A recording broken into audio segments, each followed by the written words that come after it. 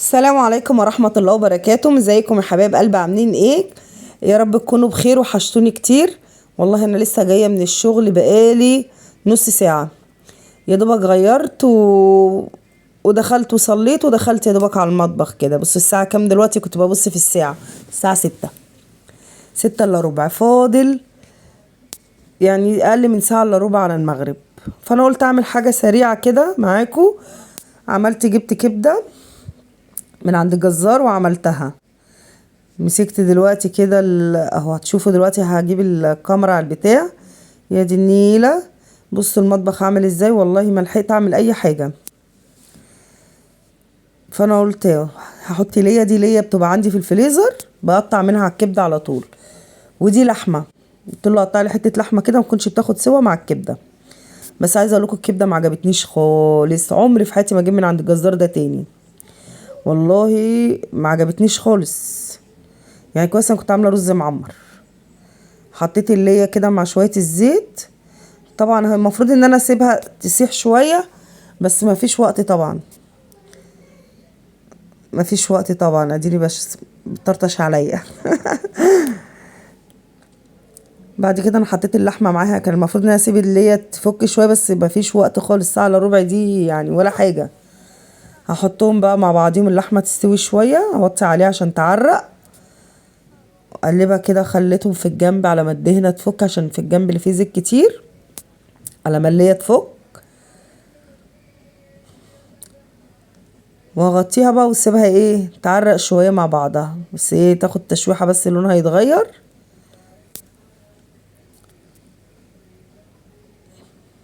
انا متهيألي لو كنت عملت اللحمه بس كانت هتبقى احسن من الكبده بكتير. الكبده كانت وحشه قوي.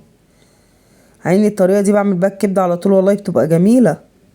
بس الكبده نفسها حتى هتشوفوني وانا بحطها كده حاسه لونها غامق. وانا سالت الراجل يعني لونها غامق كده ليه، قال لي عشان بقري.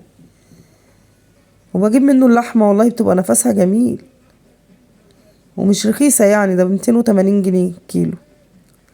يلا كل حاجه بقى فيها غش منه لله. زي ما حطيتها زي ما اتشالت. انا غطيتها عشان تتعرق شويه ونسيبها شويه. اروح اعمل الرز المعمر بقى. بص كل حاجه هتلاقوني بعملها باستعجال، كل حاجه هتلاقوني بعملها باستعجال.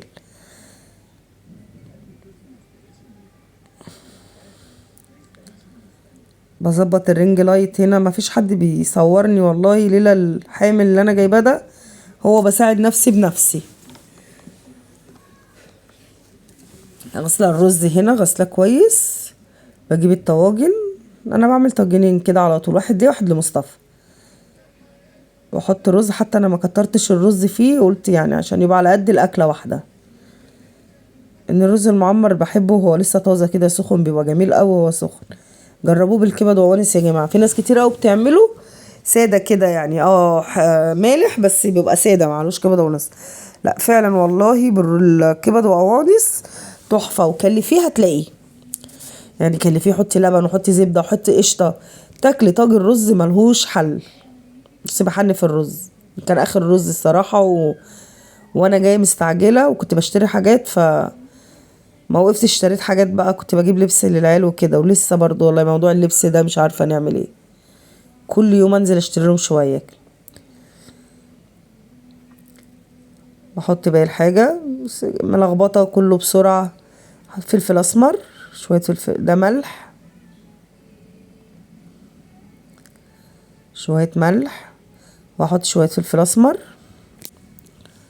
ما بحطش بتوابل اكتر من كده. وساعات ما بحطش ملح، بحط مكعب مرقه، بس ما كانش موجود مكعب مرقه حاليا.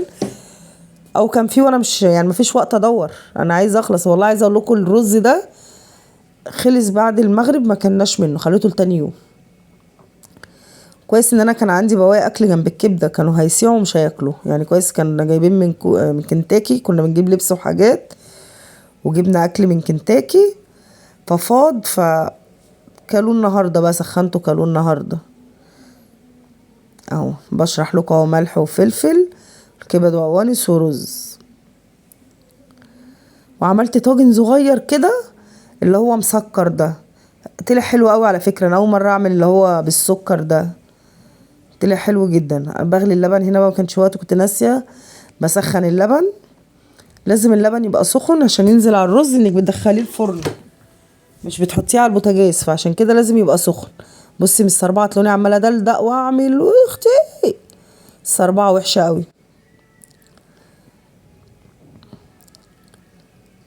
بس بزود بخلي اللبن كتير، ان يقعد يغلي يغلي ويستوي، ما يبقاش محبب، يبقى الرزية حلوة مفلفلة مستوية مش محببة.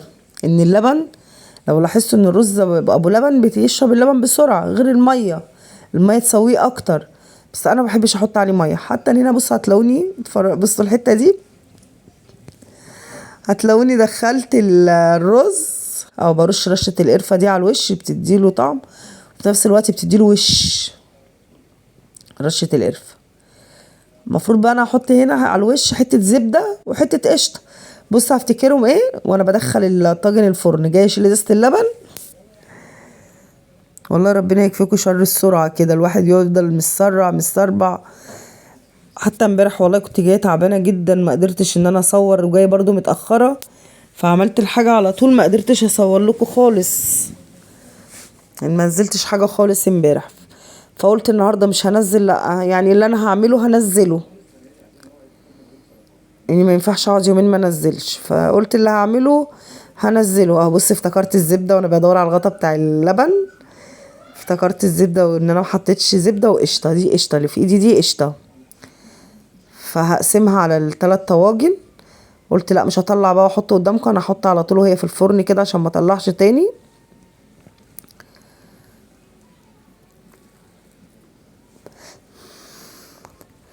ما تنسوش اللايك والشير، شجعوني كده حبايبي. والله العظيم انا بتعب جدا في تصوير الفيديوهات، ببقى لوحدي وببقى جايه من الشغل مضغوطه ومش قادره، وبرضه ببقى عايزه ان انا اصور واعمل حاجه. بس حطيت بقى القشطه على الرز ده، الرز اللي هعمله مسكر، هتلاقوني حاطه سكر عليه، بس ده مش هحط قرفه. ده طاجن صغير خالص كده، تجربه. طلع حلو، هقول لكم انا لسه ما اكلتش منه والله لحد الان، يعني بصور لكم الفيديو الساعه 10 بالليل، بس لسه ما اكلتش منه. فات شويه لبن استحرمت بقى، رحت زودت بيهم الطواجن اللي في الفرن. على فكره بيبقى حلو قوي الرز، انا ما كنتش بحب الرز المعمر ده خالص، بس لما انا عملته بايدي وبتكلفه فعلا تحفه والله.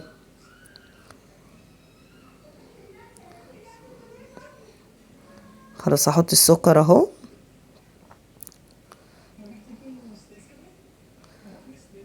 هقلب وهدخله الفرن وهنشوف الكبده مع بعضنا. بصوا يا اختي، بصوا قلبت الدنيا ازاي. الاستعجال وحش، والله الاستعجال وحش.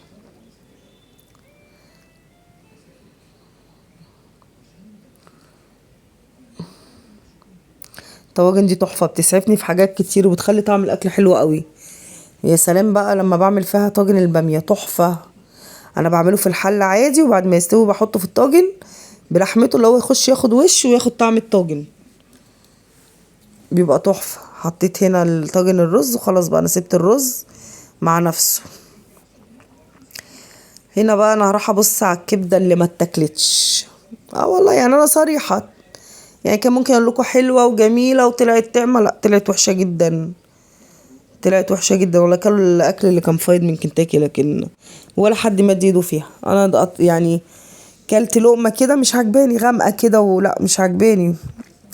يلا من حظ القطط اللي على السطح، طلع لهم بالليل يتعشوا بيها، حرام غلابه. لازم يا جماعه يبقى عندنا رفق بالحيوان، يعني مش تقولي قطه وهتقف وهتلبدلي، لا والله بيبقوا غلابه مش لاقيين حاجه ياكلوها. شايفين الكبده عامله ازاي؟ لا مش دي الكبده اللي انا بعملها، انا بعمل الكبده بتبقى جميله. هنا لسه حطاها، حتى كنت عامله الكميه دي، رحت قلت لرودينا هاتي يا رودينا الباقي اعمله، عشان لو اترمت تترمي كلها مره واحده، يعني مش عجباني ان انا لدرجه اشيل منها. هنا بقول لرودينا هاتي كيس الكبده من الفريزر، ان انا بجيب الكبده دي من عند الجزار. بصوا حتى لونها عامل ازاي، وما في معروف الكبده البلدي ما بتتغسلش. طبعا انا المستورده دي ما بحبهاش، ما باكلهاش خالص. انا عندي اكل شويه بطاطس كده محمرين وما اكلش المستورده دي ابدا. هي في ناس بتحبها بس انا ما بحبهاش، يعني جوزي بيحبها، وبحب احط فلفل اسمر كتير على الكبده. حطيت لها الفلفل الاسمر وشوحتها، افضل بقى اشوحها مع اللحمه. حتى اللحمه لما بشوحها بقت مش حلوه، بقت ناشفه كده.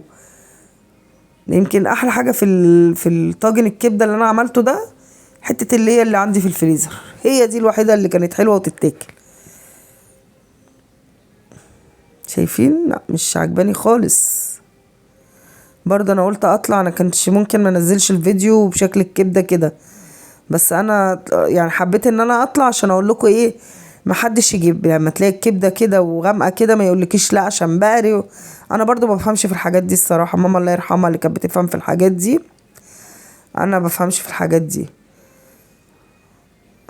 انا جبت منه نص كيلو كده مستعجله، قلت اي حاجه سريعه، مفيش وقت اعمل اكل. عيني كان في دماغي ان انا هعمل سمك، بس طبعا يعني ساعه الا ربع مش هلحق اغسل سمك واتبله واقليه واعمل رز، لا صعب، وسلطه، وعندي ما باكلوش السمكه اللي لازم سلطه الطحينه، فكان هيبقى صعب قوي، لا ما كانش هيبقى حلو. بصي حتى سايبها سليمه، عماله اقطع فيها، جبت السكينه وبقطع فيها وانا بعملها، يعني هو مقطعها بس مش مسلكها من بعضها، فانا بحاول اسلكها كده بالسكينه. عايزه اقول لكم كان فاضل ربع ساعه، انا بعمل ده كده وفاضل ربع ساعه.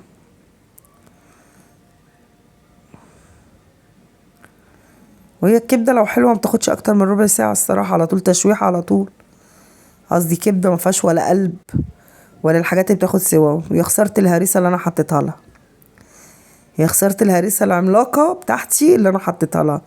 جربوا اعملوا الهريسه دي، ما تشيلوهاش من تلاجتكم، تحفه، بتتحط على اي اكل، بس ما تحطيش ولا ليمون ولا خل عليها. هي والفلفل الاحمر مع توم مع ملح بس، واضربيها وحطيها في الفريزر. تطلعي بتبقى مفروله زي ما انت شايفاها كده، ما بتبقاش متلجه ماسكه جامده، لا تاخدي منها بالمعلقه دي وهي في الفريزر. والفيديو اللي فات شفتوا البتنجان كنت عاملاه منها كان حلو ازاي. عارفين لو مش موجوده عندي وخلصانه ما بعملش بتنجان، لسه اقعد اضرب واعمل. لا انا بحب البتنجان بالفلفل الاحمر، ما بحبوش بالفلفل الاخضر. هغطيها كده عشان تعرق، وهي ولا عرقت ولا اي حاجه ولا لها طعم اساسا.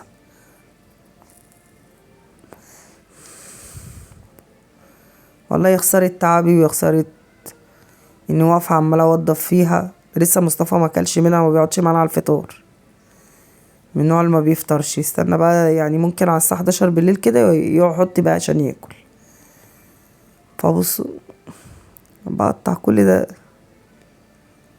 اقطع الفلفل الاخضر عليها واسيبها اللي هي تدبل. هي المفروض ان هي كده استوت، هسيب بس الفلفل يدبل بس شويه معاها وخلاص. هنا كنت بقول لكم الكبده مش عجباني من قبل ما اكلها.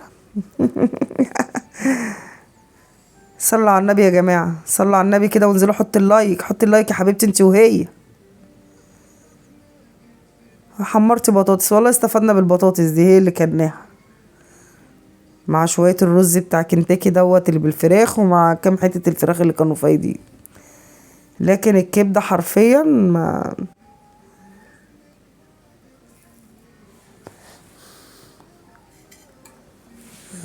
فانا والله ما كنتش هنزل الفيديو عشان الكبده مش حلوه، حتى وهي بتتحمر بص كده تحسي محروقه. ما كنتش هنزل الفيديو طبعا ان الكبده مش حلوه، بس قلت لا انزله عشان اعرف الناس ان يعني مش اي كبده الواحد يجيبها قدام عينه كده. الكبده مش حمرا قوي ما يجيبهاش. عيني والله من جزار، وجزار معروف يعني في السلام. انا جايه من زبيكو كده ورحت قلت اما اقف اجيبها، بجيب منه اللحمه على طول، لحمته جميله جدا. بس ما تعرفيش دي بقى كانت عنده ولا هو بيقول لي بقري. انا ما بجيبش الا العجالي الصراحه، انا بحترم الحاجه العجالي او الضاني. يا لهوي على الكبده الضاني، والله قعدت ابص كده كان بيبقى في جزار بيبقى على طول ذابح ضاني، ما لقيتش. الضاني دي بتبقى تحفه مع حته لحمه ضاني، ويتقطعوا ويتعملوا مع بعضيهم كده بيبقوا تحفه. اهو ما اعرفش، كنت بقول له دايما ناوليني ايه، ما رحت بساعد نفسي بنفسي. هنا بحط لها الملح، يا خساره الملح. هفضل أأنب نفسي طول الفيديو على الكبده اللي مش حلوه دي. عيني والله الطريقه دي جربوها في عمايل الكبده، سيبكم ان هي الكبده نفسها نوعها مش حلو، بس الطريقة دي تحفة. حتة الفلفل بالتومة دي بتودي الكبدة مكان تاني. التشويحة دي ولا بصل ولا اي حاجة، بتبقى خفيفة وحلوة. كده انا خلصتها خلاص الكبدة، سايبها الفلفل يتعرق. المفروض بقى انا كنت في الاخر منزلة الاكل كله بقى اللي احنا هناكله. هو كان بص بواقي اكل، يعتبر انا كده ما عملتش اكل، انا كنت بلم الاكل اللي عندي. عشان يتاكل لازم اعمل اي حاجة جنبه طازة ان شاء الله، لو حاجة بسيطة عشان خاطر يتاكل. اه فالمفروض ان انا معرفش، عيني ما فصلتش الكاميرا ولا اي حاجة، بس جيت ابص على الفيديو بعد ما خلص ما لقيتش القطعة الاخيرة دي اللي هي مصورة فيها. هنا بقول لكم الكبدة وحشة قوي، بقول لكم انا عاملاها والله بالطريقة حلوة وبتاع، بس انا ما اكلتهاش، بس من شكلها ما كانش عاجبني. هنا كنت بوصف لكم.